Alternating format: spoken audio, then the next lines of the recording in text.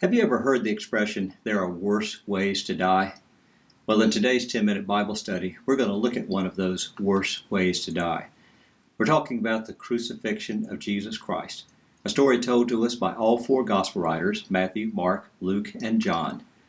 The practice of crucifixion goes back to ancient times, at least as far back as the Persian Empire. Later, it was adapted by the Roman Empire. When the Romans practiced crucifixion, their intent was not simply to execute a criminal, but to make it a painful suffering that would extend over a long period of time. There are stories of crucifixions that lasted not just hours, but days, and you awaited the death to finally come.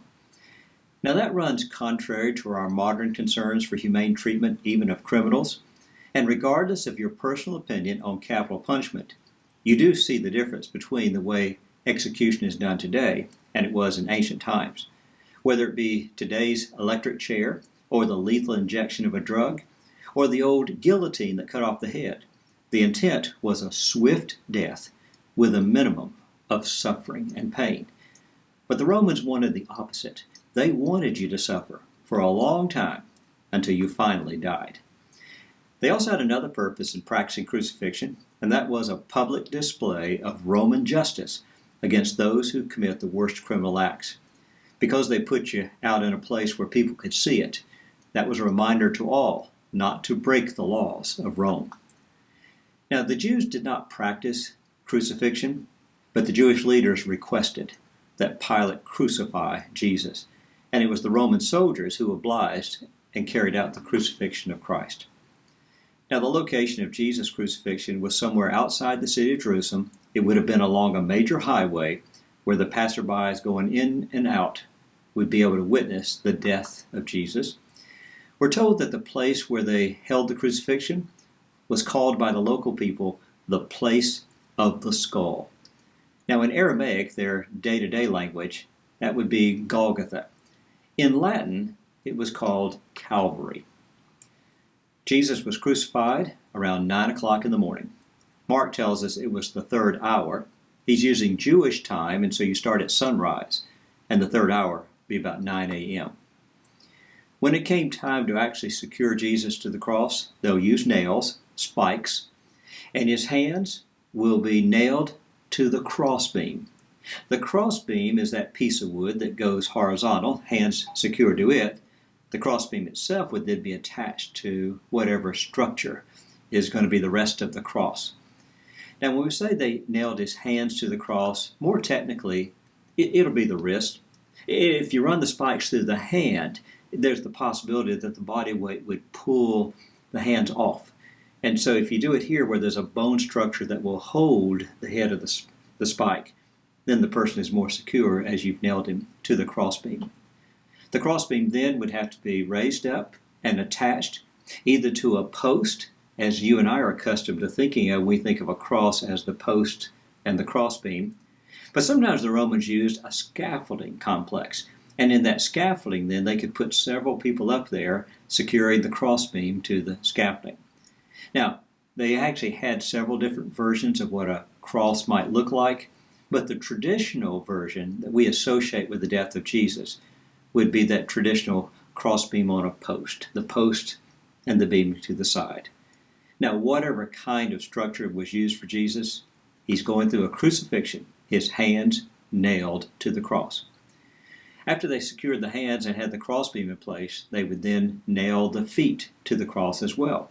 And sometimes they might even tie the feet as well, just to make sure they're secure. Occasionally they might even put a little step underneath it to hold them in place, because they wanted to make sure they stayed for a long time before they died. As they put the person there, they would give them something to drink. You see, as they're running the spikes to the hands, they don't want the person to go unconscious. They don't want them to pass out or to die because of the trauma. And so they would offer them something that would numb the pain. It's only temporary, and then the suffering would commence after they've been secured to the cross. They offered something to Jesus. Matthew says it was wine, which would have a numbing effect. There was mixed in the wine gall, which is a reference to the poppy plant, the opium. And that's going to have a numbing effect as well for the pain. Mark tells us they also added myrrh. Myrrh is a tree resin that was used to create something equivalent to our anesthesia. All of this concoction was designed to help soften the blow of the trauma of the spike going into the hand, so that you survive that only for the numbness to wear off, and now you experience the suffering of the cross. They offered that to Jesus. He refused to drink it. And if you're wondering why, it's not because he's trying to be tough, but rather Jesus knows there's no shortcut to the suffering he must do in order to pay for our sins. We're told by Matthew that the soldiers then positioned themselves around the cross so they could keep watch over Jesus as he was there. That was the tradition of the Romans, to make sure that no one interfered with the official execution. Now, the suffering of the cross includes physical trauma. There would be a sharp pain at the points where you've been pierced as your body weight pulls on that. Also, there'll be difficulty in breathing. A lot of other factors that added to the suffering of crucifixion. But in addition to the physical, for Jesus, there was also the emotional suffering. Because we're told that many gathered around the cross and they mocked him. They made fun of the Son of God because they looked at Jesus and they saw him as a Messiah failure, a man who claimed more than he could actually accomplish. We're told, for example, in Matthew chapter 27, that those who were passing by hurled their abuse at Jesus. They were wagging their heads at him, and they'd say, "So you were going to destroy the temple and rebuild it in 3 days? Now you can't even save yourself? If you truly are the Son of God, come on down from that cross." The Jewish leaders came around. They too mocked Jesus, the chief priests, the scribes, and the elders. They mocked him and said he could save others, but he doesn't seem to be able to save himself. He claimed to be the king of Israel, so let this king come down from the cross, and then we will all believe in him. He trusts in God, so let God rescue him if God actually cares for him, because he did say he was the Son of God. Let's find out if that's true. We're also told that the thieves mocked him, at least in the beginning. One will change his tune later. But Matthew says the robbers also hurled their insults at him. And the Roman soldiers joined into the sport of mocking, saying to him, "If you are this king of the Jews, as you claimed, why don't you save yourself?" In addition to the emotional pain of the mocking, they also took his clothing. They divided it among the 4 soldiers.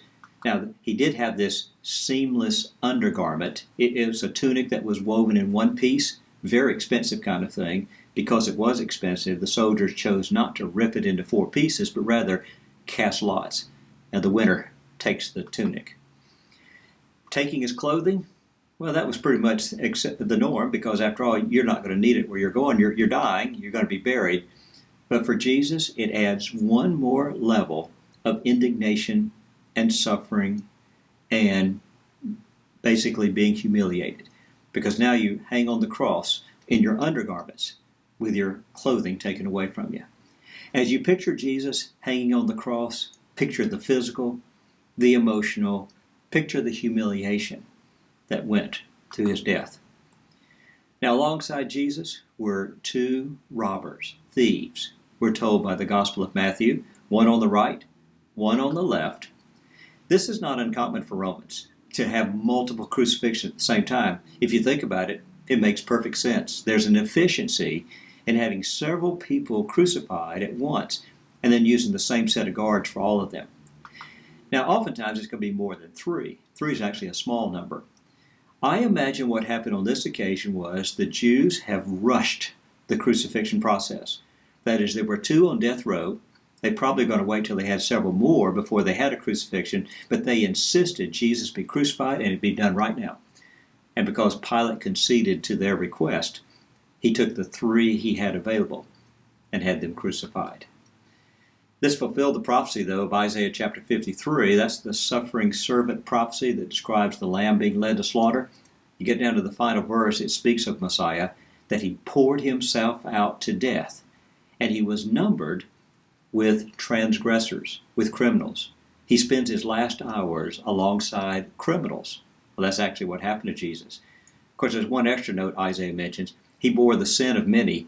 He even interceded for those transgressors. When Jesus died, he died for everyone, including the 2 criminals on his left and right. On that day when Jesus died, there were 3 crosses on Calvary. 2 criminals being punished for the sins that they committed. 1 innocent man suffering for the sins of others.